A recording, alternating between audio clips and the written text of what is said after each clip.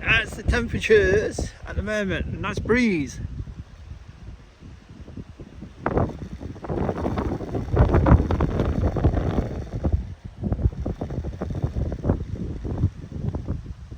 Oh, and my thing shut off. Don't know why. Oh, don't tell me the battery's done. Oh no.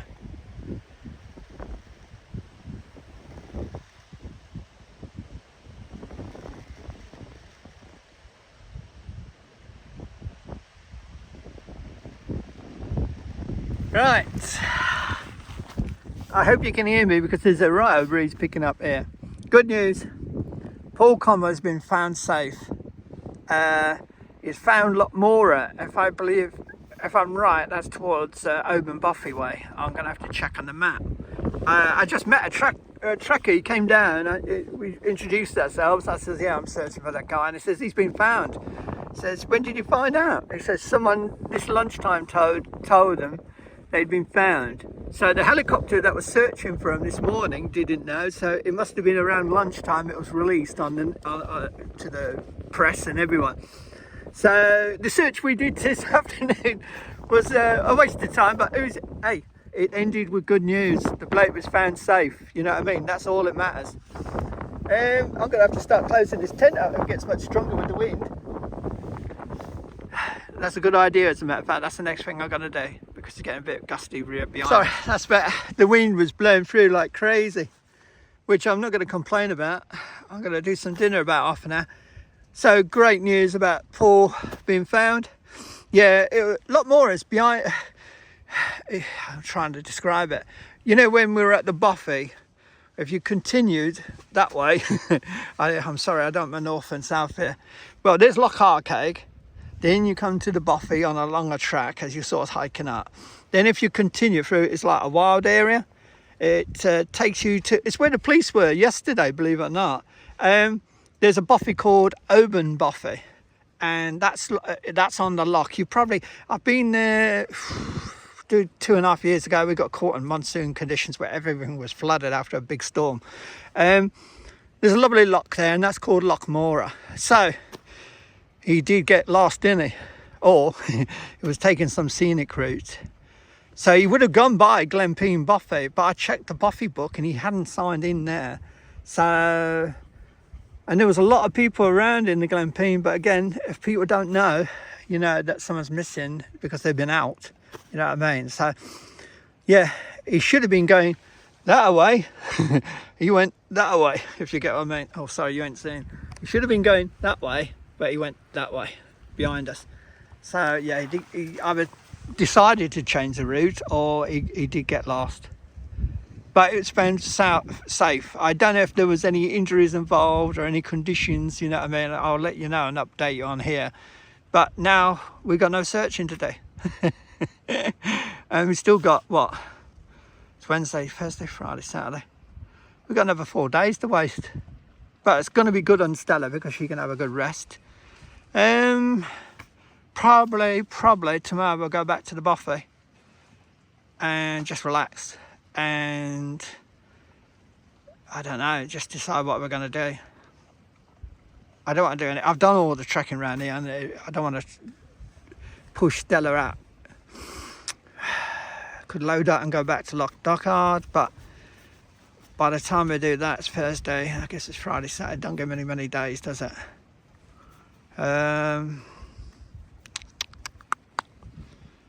I'll think about that tonight, what we're going to do. Definitely go back to the Buffy tomorrow and just put our feet up, I think. That's if no one's there. Yeah.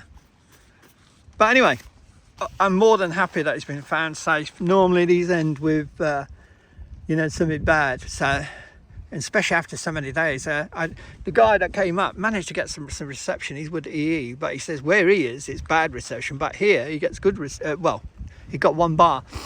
And it said after 5 days missing, Paul Conway was found. So it's south of Loch Morar.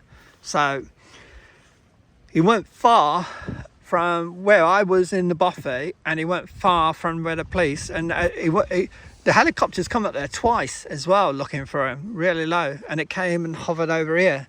So that didn't know this morning, and that was about 10ish, 10:30. So you know what I mean, I've wasted well, I haven't wasted, I mean, you don't know, you know what I mean. It's just one of them things. I enjoyed what we did. Stella enjoyed what she was doing, so there's no problem. But yeah, I set off. What time did I set? 10:30, and saw the helicopter. Oh, it must have been about 11 o'clock. The helicopter, mustn't it? So yeah, even the helicopter crew didn't know. Yeah, it must have been lunchtime, sometime lunchtime. That. So when we arrived here, and I started setting up the tent, he was probably found then. So hey, don't matter. This is what, you know, we're all volunteers, we all enjoy what we're doing, we're all trying to do it best, and as I say, he was found safe and well. So thank God for that. And you know, I'm so happy for the family, because I can only imagine what they've been going through. Right, I got to charge my phone up whilst I got some sun, and we've got a lovely strong wind, and if this carries on for most of the evening, that's just brilliant. We might get some fog though overnight. So bit anticlimax, I don't know what to do now. So yeah, settle down here tonight, have a good night's sleep, trek back to the bothy. If people are there, then I don't know, you know what I mean, nothing to worry about, is there? You know what I mean, just good news. I'm glad we could help in some way, and we weren't. I mean, we were about 2 miles away from where he is now, where he was found. So, and the police had come. I talked to the police searchers yesterday, and they'd just come from that area, because we were talking about the boulder field and you know, the roots up and all that. So they missed him yesterday. So it just shows, I don't know where he was, what happened, where he was found. If he was in the actual bothy or what. That normally gets locked up, and that's normally where the stalkers go to shoot, and they lock it up at this time of year. But there is a rescue side shed next to the bothy, so maybe he took shelter in there. I don't know, I can't say anything because I don't know any details yet. But good news, very happy for the family. Right, I'm going to just relax and enjoy life now.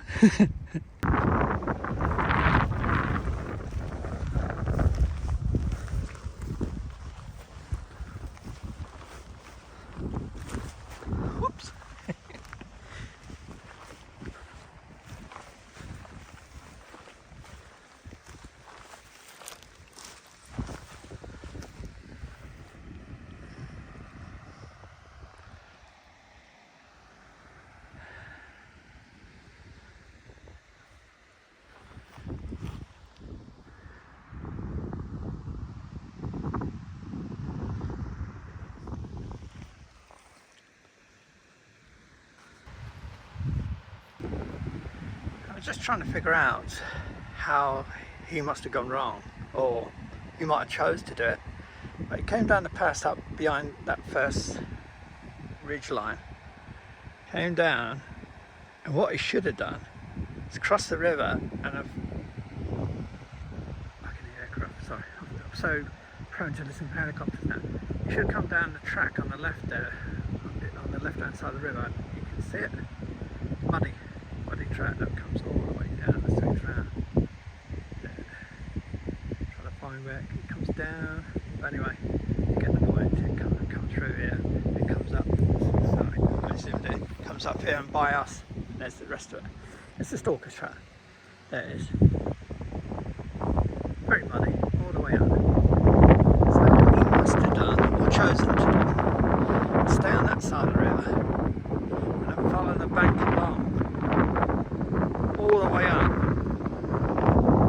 past that tree line, and that goes past the bothy we were staying in. Now, you either stayed at the bothy or continued walking. But if you continue walking, that leads you to Loch Morar. It's quite a trek from all the way from Glenfinnan to there. So it says he was found just south, but that's a rough kind of release in the press. So just south could mean halfway to Loch Morar, or I don't know, because there's only one way you can. Maybe he went over the top somewhere, because there is a way of getting over the tops. But why he would be going that way when he should have come down, as I say, crossed over, crossed that track, lost it, yeah, that weaves across the bridge here, up here, he follows this track round, then goes through this trees where we came down, and then goes right and goes round this I don't know if it's a Corvette or whatever it is, follows round the back of it and then heads towards Sowley's, past Achill Buffy and then Sowley's, which is a long trek, and then it's Loch Nevis he should be in. It's another loch that's above Loch Morar where he was found. So don't know, maybe he chose a different route, or maybe he did get lost somewhere here, I'm guessing. It's the only way he could have got from Glenfinnan, unless he went right over the tops, and whoosh, then that was not on the cards at all. I would more or less guess he's come down and followed the bank rather than crossing rivers. Don't know why, but as I say, he might have chosen to do it. At least he was found safe. That's all that matters. Probably getting wind noise. Normally I'm complaining about no wind. Look at the evenings now. Tense, nice, and I mean, we're only getting about a 10-mile breeze, but typical. I set it that way. It could have gone the other way, but. And it's getting a bit muddy there from us going in and out, so there will be some moisture on the bed. That's another good thing. I can dry out the bedding at the buffet. I did think of like trekking back to the driving to Loch Dochard, which only take me about 2 hours, 2.5, something like that, because that's a long road, along Loch Arkaig up here. It's a real long, slow, weavy, bumpy road. Then I've got to do a 4-mile hike to that plantation. That's just to start with. It's just too much, isn't it? You know what I mean, for Stella. She's going to do 2, then another 4 after having a rest in the car. No, it's just too much for her. So if Stella wasn't in her state, yeah, I think me and the other 2 would do it. We'll go for it. We'll even push on probably a bit further because the pack will be lighter, but I can't do it to Stella. She's done well. She overdone it probably in the river today, like I thought.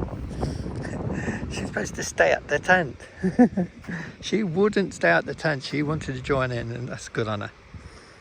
But she'll be stiff tonight for sure. She looks stiff already. Yeah, we'll go back to Buffy. We've earned our rest over the last few outings anyway. You know, why push it?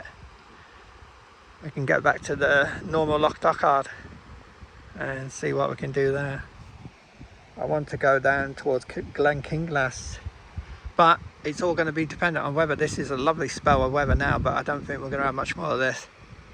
Autumn will be upon us, and normally Scottish autumns, they get very wet for a while, then they get a bit chilly near the end, say coming up to Christmas, and we might get some snowfall. That'll be the best time to go when it's cold and freezing. The ground's harder, it's easy to get across.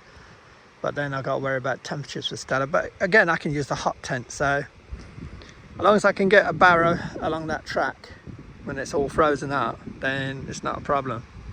It's just hard work, but I mean, it's never bothered me before. So when we get home, we'll probably have a month's rest, just to rest Stella. We've done enough. We've had. The reason I was coming out to Loch Dochard, I'm sorry if you're getting wind noise, I was going to go to Loch Dochard, and then this missing case came up. So I thought there's more chance of finding Paul Conway because he's possibly alive, you know what I mean? You always hope, don't you? So I thought, you know, Neil Skinner has been missing 2 years, there's not much I can do about that, you know, but with the Paul Conway one, that I can get up, and if everyone's helping, you just don't know who's going to find him, and I don't know who found him. Might be a member of public, as far as we know, or mountain rescue team. But so I put my hand here because I knew the weather was going to be good anyway, so I wasn't worried about that with Stella. But it's all ended well, so we can now relax and be bums for a couple of days at least, and take it from there. But yeah, after this, when we get home, we'll have a month's rest, because I've got to rest Stella because she's had 2 outings really close and she's done brilliantly. I mean, don't forget, this is the same dog that couldn't, about 3 weeks ago, couldn't walk to the back door, and there she is walking through rivers and going through swamps and everything now. So, and she is 15, so you know what I mean? One of the members of the police search team, he said to me, "Are your dogs friendly?" I said, "Yeah, they're all right. Little one can be a little rascal, you know what I mean?" So I said, "You can go anywhere." He goes, "No, you're right." So then we were talking about the dogs, and he said, "How was the old one?" I said, 15. He says, "It's still going up." And I said, "Yeah." He said, "Wow, well done." You know what I mean? He was quite impressed because of her age. Oh, that's another thing I'm noticing. When the hiker came down and we were chatting, the only one that was coming out being a real arse was Rogue. She gets really defensive, protective of me. So I've got Rebel that follows me around everywhere like a shadow, worried about me, which is so nice. It's sweet, isn't it? And then I got Rogue that wants to protect me from anyone I meet along the trail. And then I got Stella that just doesn't want to be left out. She follows us everywhere, even though I'm trying to do my best to rest her. I must have told her that 7 times, lie down, stay in the tent, rest. And we were a great distance. She was here and we were beyond this mound here. See this mound in front of us with the stones? We were beyond that and down near the river, so she wouldn't have seen us. There's all swamp in between. And she trekked all the way along and found us down at the river. Just beyond them trees, see them trees? She was probably in between. You see them last 2 trees along the river?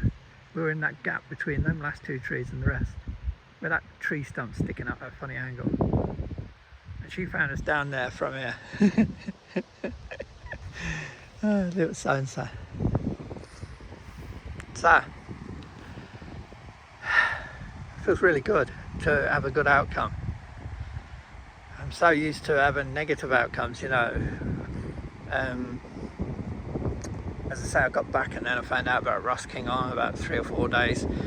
And as I say, I did chat to the family and I did offer them help, and I was going to help, but there were so many search teams out there. At one point there seemed about 8 to 10 different search groups going, and they were flooding the area, and I thought, there's so many people flooding Blair Fall and that Monroe's, that I thought, you know, no one's really searching, from what I'm hearing, Loch Morar, you know what I mean? So I thought, I'll stick with Loch Morar whilst they're doing the Blair Fall and the Monroes around there. But over the months it waned, and that happens. I mean, you can't blame anyone for that. That's what happens. But so as I was saying on that video, on the last one, I said I'll start going up there, because I'm now seeing that there's not many people searching up there, because I knew it was going to be a long process, because he's been missing, I think, roughly the same time as Neil, maybe a bit later. But then I get home and then I find the news that he was found, and he was found nowhere near the Monroes. He was found totally going away from where he should have been going. He left his gear at Bridge of Tilt, Old Bridge of Tilt, I believe, area. And he was going, say that's on to the left, he was going towards the right, you know, so he was going the opposite way from where his gear was, so he obviously got lost. And as I told you before, I was out the same day and night in that Magoo's Boffey trip, where we had heavy snow when they were predicting 2 to 3 inches, and we got like 4 to 5 feet drift. And they call it snow bombs, where the clouds go in front of you and drop it on. They literally did that. And the funny thing is, when I came out, it was all melting, but there was snow everywhere. If you see the video, I got in the car near the schoolhouse Boffey, which we had to trek back to through rivers and everything. And then about 5 miles away from that schoolhouse Boffey, when I got on the main drag, on the main roads there was no snow anywhere. So it just shows that certain areas, we're in a matter of miles getting covered in deep snow, and yet other areas will be like this, just moorland. So yeah, that was a trip enough. But as I say, I was out and it took us 18 hours to do 27 miles because I was moving kit. But I had a trolley and I kept with my trolley. Poor Rossi, he separated his gear. Just one of them things, isn't it? But personal locator, you know, if everyone had a personal locator when it came out, it'd be brilliant. I don't know what to do for mountain rescue. Probably I'm out left, right and centre. But the thing is, people would get rescued, wouldn't they? Or at least someone would get to them. They were terrible conditions, as I say.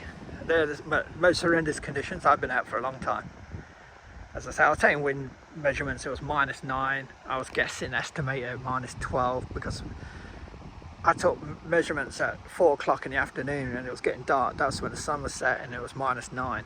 And we were still trekking to about just gone midnight, you know what I mean? So the temperature would have dropped a lot more. And I was in blizzards, it was coming at us at horizontal. I needed the goggles, which I had, but I had a cap on and a hood on, and I couldn't, and I was, oh, that was it. I was walking with a head torch, one of the O lights, and it kept for all that time. About, it weren't 18 hours, but it must have kept going for about a good 9-10 hours. And I was scared that the O light torch is quite a strong beam and it can melt things. So I was scared that if I put my goggles, then the O light, the hood is going to come in front of the O light and it's going to burn the hood on my jacket. So I kept off the goggles, but I really basically should have used them. But yeah, that was a trek and a half. So I know the conditions Ross would have been stuck in, and it was not easy. And I was lucky, I had my gear, I got it within a mile of Boffey. I dumped it about a mile short and carried everything that we needed except food. I didn't carry no food in. I carried all the bedding and all that. So we all got, I had my sleeping bag, I had everything I needed, all my clothes. Dogs had jackets and sleeping bags and everything. So we were warm in that Boffey, even though it was about -1, -2 inside. And next morning, as I say, I went down, you've probably seen the video, and luckily it was terrible snow. It was about knee high in places. And I met the estate guy, and he said he'd just driven through, and he says back there it's like 4 to 5 feet. He says I won't be able to get through next day. And such a good guy. I mean, he's always been a bit kind of sharpish, you know, when he talks to you, but it's just his mannerism. He put all the gear in his Land Rover before he saw me and drove up, and I saw my gear in there. I said, thanks very much. I said, you wouldn't take this gear? And he said, yeah, sure, no problem. And he just put it in the back. He put it, I didn't lift it up. He picked it all up and put it in. And he drove back up the hill, sliding all over the place, stacked all my gear outside the buffet, because I left Stella in the buffet because, you know, she'd been going all night, and even them days she was getting stiff. And I got there, it was all stacked neatly, nothing bashed, nothing. He was really a nice guy, he was. And he must have, I mean, there was a hell of a lot of gear I had, you know what I mean? And I sat in that buffet for about 5 days, I think it was, 5-6 days. And the conditions just went up and down, up and down. And yeah, I bailed the last day, and when it was thawing out, and I think within 10 minutes my boots were soaked and my feet were soaked because everything had flooded. But I was going across rivers like waist high, and that's when I got my sleeping bag wet, because it was at the base of my pack. And I didn't realise my pack was sitting in water when I was going across these rivers. So it just shows how high the water was. And I later got home and never said anything, but I checked that water dry bag, and the seam taping inside the dry bag had peeled. That's why the water had managed to get in. So I had to change bags. So that's another thing, always check your dry bags. I didn't check my dry bags. And when I needed them most, my sleeping bag got wet. Luckily, it was down as well. Down, it was rab ascent, something like that. And it did get wet, but the hood and the footbox, luckily the all the mid areas were dry and fine. But I was so glad to see that schoolhouse Boffey that night. And the funny thing is, as I said on the video, I met 2 people about midnight. I thought they were poachers because I could see these torch lights. I don't want to be out in these conditions. Everything thawing out, snow, ice, the temperature dropped overnight, so all the thaw had turned to sheet ice everywhere on the roads. And I actually used grippers to walk down. And they had a little dog with them as well. And they said, oh, we're going up to where you just come from. And I said, oh, joking, please don't cross the rivers. They're deadly. They would have gone higher than when I'd crossed them, because things were falling out so much rapidly when I left, you know what I mean? And I showed them the route, and I said, please take that, do not cross the rivers, it's too deadly. I got away with it by the skin of my teeth. So hopefully, and I never heard anything since, so hopefully they didn't try crossing the rivers. But I thought I was the crazy one. And there's a couple, a man and woman, with a little dog, you know what I mean? It was 12:30 at night. But they had all the gear, they had the poles and everything. I think they had grippers on and everything. They were all kitted up. But just shows. Yeah. These areas, they're misleading. I mean, look, it looks sunny, it looks beautiful. even in these conditions you can get lost, you can, you know, get heat stroke, you can, you know, come down with something, say bug, flu, something like that, and feel bad. You could have dysentery, you know what I mean? It could be a million things. Drank some dirty water, you've been up all night vomiting or something like that. That soon sets the pattern off, you know, making mistakes. As you saw with me the other day when I got to the buffet, I was so tired, I was absolutely wrecked. And then I messed up on the bloody drone, and I was fuming about that because I had to go up quite an ascent to go and get it. I don't know what I did wrong on that. I did something wrong, still can't figure it out. But yeah, it was nice to meet the police search team. They were decent guys. You see what they were doing. They were soaked in sweat, so they put a lot of effort in when they came in, and that was early in the morning, about, I don't know, about 10:30, 11 o'clock. And then you see the pilots doing what they're doing today, flying low. And as I say, he came in low. And I was thinking a minute ago, maybe he was airlifting the guy from Loch Morar, which is up there where he came from. But he wasn't, because he wouldn't have had to fly that low to bring the guy in. He could have flown higher and then come down. And if he met someone down at the car park, you know, landed it somewhere near, he wouldn't have to fly that low. So he was searching. He hovered somewhere over here. I watched him hovering for ages. And he wasn't going to land somewhere around here. So, and then I guess he shot off, or he either went there or there, I never found out. But yeah, if he was bringing the Paul back, he didn't have to fly. He could have flown nice and high and then landed up there. So he was actually searching, he was so low. Anyway, I've rabbited far too long, haven't I? Just happy that it's ended well. And just, you know, it hasn't been bad news for a change. Right, I'm going to start settling down. It's chilly. It's only 6:15, but hey, that wind won't go forever, will it? Once that sun sets, it'll probably calm down. So, dogs are tired. I mean, you can obviously know dogs are tired because they're not coming out when I'm talking. That's the first. Stella was a bit wet a minute ago. I got the chamois on her, dried her off. They're going to have blankets on them. They're going to be plenty warm in there. It'll be nice and cosy. Right, I'm going.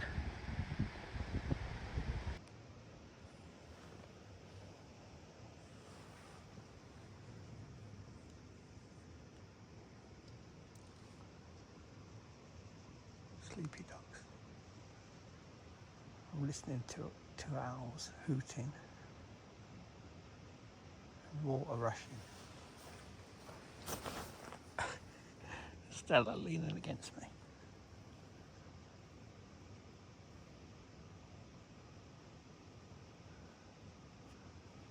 I'll show what it's like really. And that's what it's like really. You can even see my head. It's pitch black now. So beautiful, peaceful. See you in the morning.